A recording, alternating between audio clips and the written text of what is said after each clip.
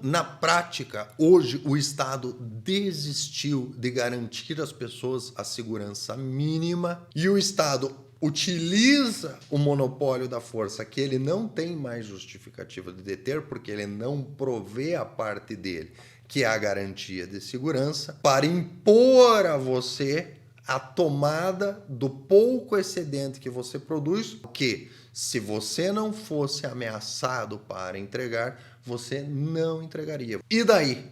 Para que as pessoas não percebam que o Estado está agindo como máfia, o Estado passa a criar inimigos imaginários para combater. Toda essa questão ambiental, toda essa questão do combate às desigualdades sociais, justamente pelo fato de que o básico ele simplesmente não o faz, talvez porque não queira, talvez porque não consiga, mas ele precisa manter você acreditando que há uma justificativa para ele existir, para que você ache justo continuar contribuindo com a manutenção desse sistema. Olá, meu nome é César Mello, eu sou jurista especialista em direito público e no vídeo de hoje nós vamos falar sobre a falência total do Estado e a demonstração clara de que o Estado abandonou a sua justificativa de existência e está cada vez mais tentando criar outras justificativas para que você não perceba que a única razão lógica que permitia, tornava legítima a existência do Estado,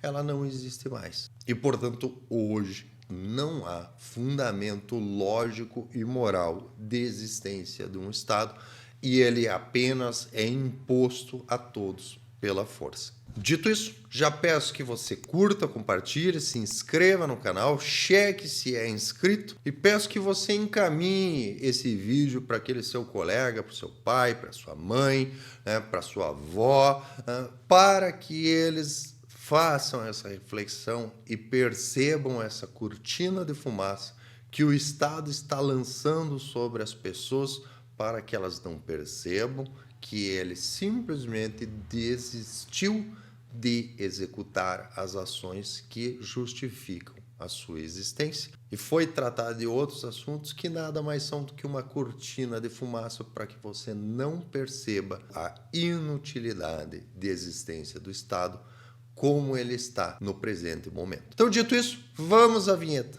e seguimos com o vídeo.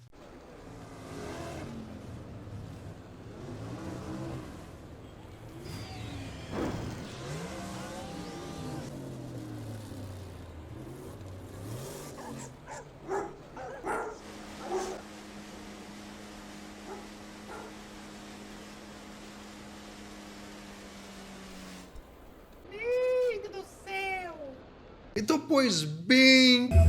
Segura que eu tava saindo assim. Pois bem... Gente, a gente acabou de pousar aqui. Pois bem... Pois bem... E ela vai continuar fazendo o que ela gosta.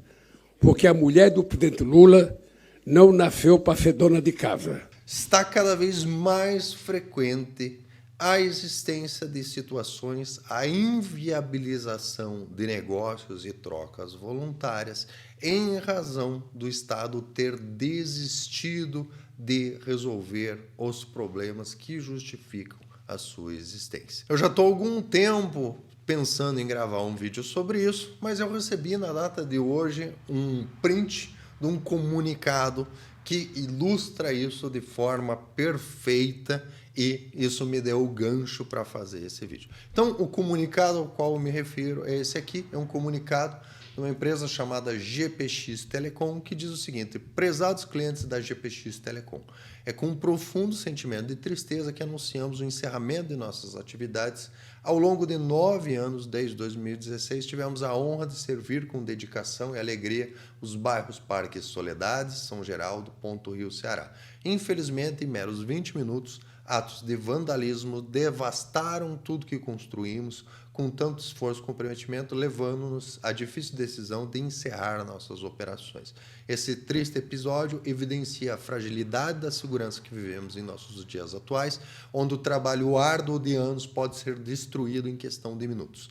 Sempre priorizamos a qualidade e a legalidade em nossos serviços e somos imensamente gratos pela confiança que vocês depositaram em nós ao longo dessa jornada. Esperamos por justiça diante dessa situação alarmante que afeta a todos nós. Agradecemos sinceramente a cada um de vocês pelo apoio e compreensão. Tá?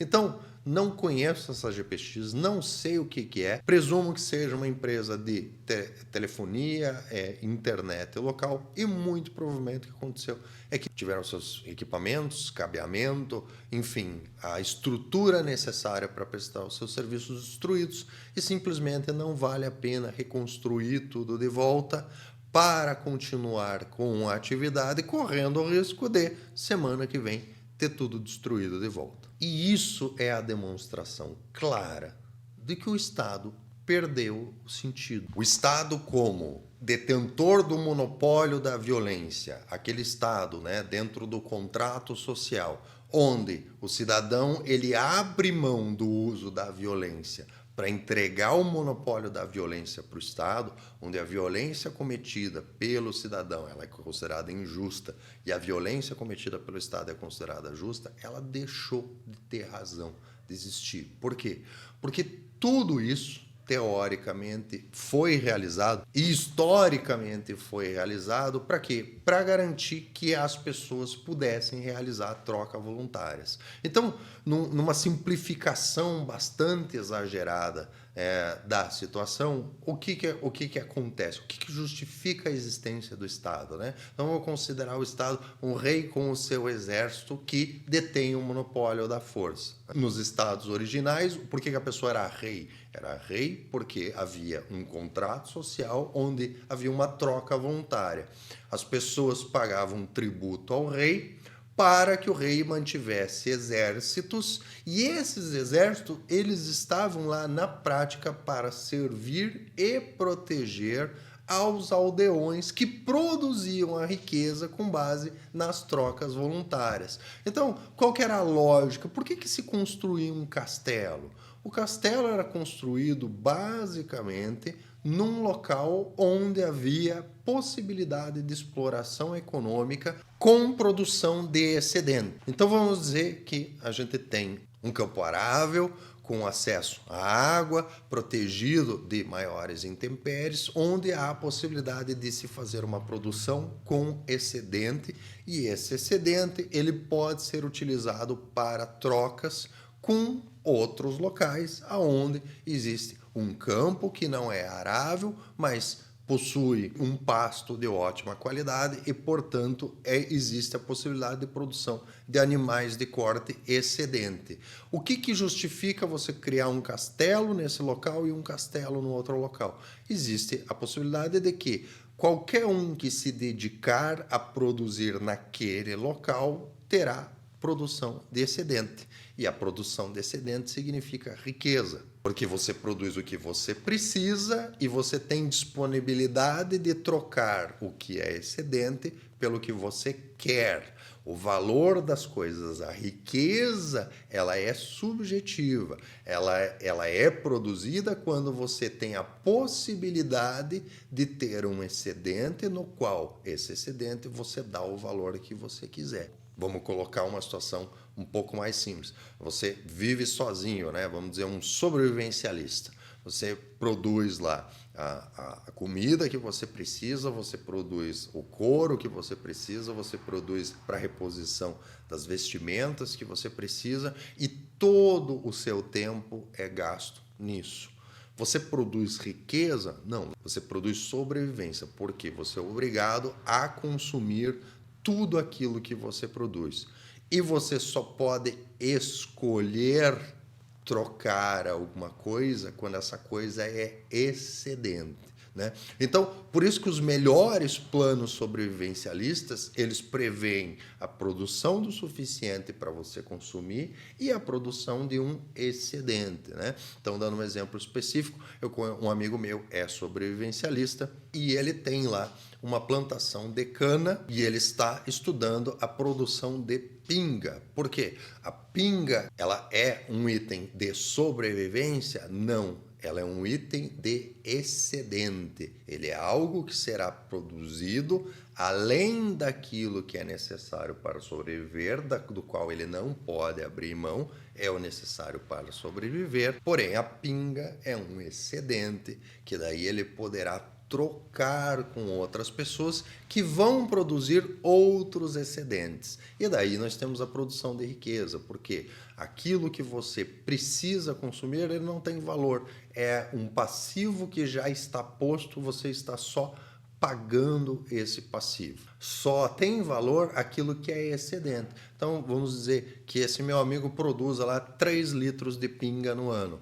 Quanto que vale essa pinga? O quanto as pessoas com quem ele vai fazer trocas voluntárias estiverem dispostos a pagar. Alguém estará disposto, por exemplo, a trocar 1 litro de pinga por 5 galinhas? Se a pessoa precisa das 5 galinhas para sobreviver, não, ela não estará disposta a trocar. Mas se ela tiver produzido 50 galinhas e ela só precisa de 20 para sobreviver, ela estará disposta a trocar 5 galinhas por 1 litro de pinga.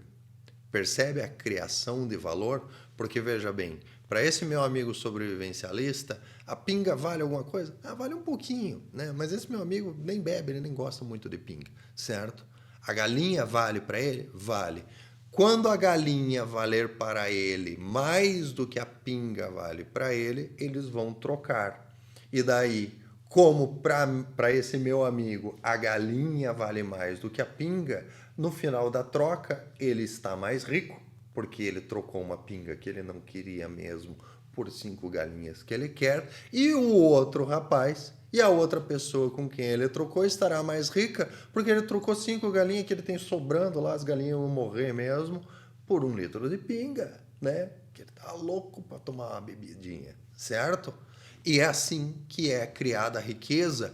E por que o Estado foi criado? O Estado foi criado para que o fulano pudesse produzir pinga sem precisar gastar seu tempo treinando artes marciais e treinando com armas e indo para a guerra, e o outro pudesse produzir galinhas sem que pudesse gastar seu tempo treinando artes marciais e gastando com armamentos e armaduras e indo para a guerra. Veja bem, qual é a origem do Estado? A origem do Estado é a seguinte: algumas pessoas irão se propor a se preparar e ter como seu ofício o exercício da violência. E eles oferecerão esse exercício da violência como proteção para aqueles que se dedicarão a produzir bens e serviços em excedente. O excedente é o ponto-chave. E aí é que vem a questão. O excedente só pode ser produzido se você não tiver que se preocupar com a sua própria segurança. É por isso que nós temos essa empresa simplesmente desistindo de produzir aquilo que ela faz, produzir aquele excedente. Por quê? Porque eles pegaram parte dos seus recursos, dedicaram à instalação de uma estrutura, acreditando que o Estado faria o quê?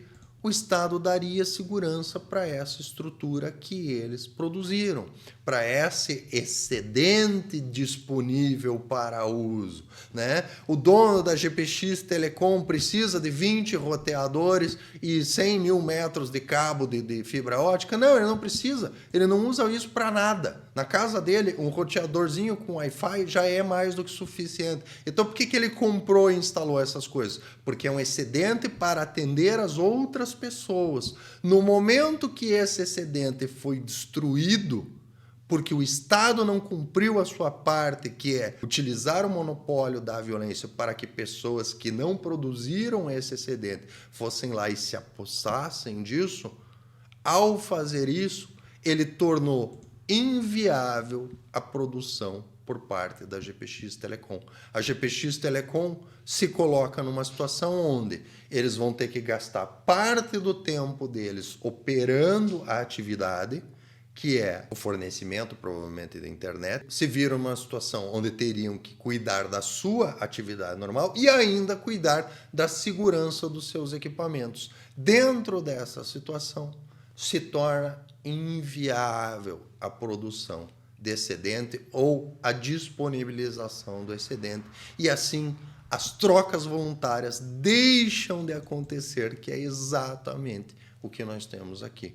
E é por isso que o Estado hoje não tem mais justificativa moral de existência e muito menos justificativa para possuir o monopólio da violência, especialmente impondo para o cidadão o acesso às ferramentas mínimas necessárias para prover a sua própria segurança, quer seja o acesso ao armamento. Então, na prática, hoje o Estado desistiu de garantir às pessoas a segurança mínima para que elas façam a produção excedente possível de ser comerciada e gerar riqueza. E o Estado utiliza o monopólio da força, que ele não tem mais justificativa de deter, porque ele não provê a parte dele, que é a garantia de segurança, para impor a você a tomada do pouco excedente que você produz, quiçá até do essencial que, se você não fosse ameaçado para entregar, você não entregaria, você consumiria para você mesmo. Você consumiria, certo? Então, a partir desse momento, o Estado deixa de agir como Estado e passa a agir como máfia, passa a agir como um grupo de bandidos que o Estado, em tese, foi criado para afastar. Então, veja que nós estamos colocados num ciclo. E daí? Para que as pessoas não percebam esse truque, não percebam que o Estado está agindo como máfia e não está cumprindo a sua função essencial, que é afastar os grupos de bandidos que vêm atacar o local de produção de excedentes, o Estado passa a criar inimigos imaginários para combater. É por isso que agora nós temos o Estado se propondo a combater todo tipo de coisa que não pode ser claramente definido e não se pode, de forma objetiva, mensurar o sucesso desse combate, né? Então, toda essa questão ambiental, toda essa questão do combate às desigualdades sociais, toda essa questão do combate a injustiças inúmeras, né? O Estado é pródigo em inventar novas injustiças para ele combater, justamente pelo fato de que o básico, que é combater os grupos de bandidos que atacam os empreendimentos necessários para a produção de excedente, ele simplesmente não o faz, talvez porque não queira, talvez porque não consiga, mas ele precisa manter você acreditando que há uma justificativa para ele existir, para que você ache justo continuar contribuindo com a manutenção desse sistema. Então, só há dois caminhos possíveis a partir desse ponto. Ou o Estado volta à sua atividade essencial, que é garantir que os empreendimentos permaneçam seguros o suficiente para produzir excedente e, portanto, produzir riqueza e haja uma justificativa para a sua participação, ou seja, a tributação, ou a sociedade acabará se organizando de uma forma na qual o Estado será tratado apenas como mais um grupo de bandidos a ser combatido. E eu acredito, sinceramente, que grande parte da população já considera o Estado apenas mais um grupo de bandidos a ser combatido. E não acredita mais na justificativa moral do monopólio da violência do Estado. Então peço que curta, compartilhe, se inscreva no canal e até o próximo vídeo.